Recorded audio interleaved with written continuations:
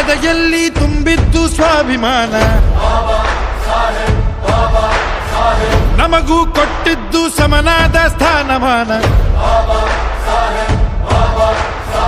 ನಾವು ಎಲ್ಲರಂತೆ ಬಾಳೋ ಜಾಗ ಮಾಡಿಕೊಟ್ಟರು, ನಮ್ಮ ಹಕ್ಕುಗಳ ಕೇಳೋ ಧೈರ್ಯ ತುಂಬಿ ಇಟ್ಟರು. ನಾವು ಮೇಲೆದ್ದು ನಿಲ್ಲೋಕೆ ಶಕ್ತಿ ತುಂಬಿದ ಯುಗ ಪುರುಷ ಜ್ಞಾನದಾಯಕ ನಾಯಕ, ಲೋಕ ಮೆಚ್ಚಿರುವ ಚಿಂತಕ ನಾಯಕ, ಕೋಟಿ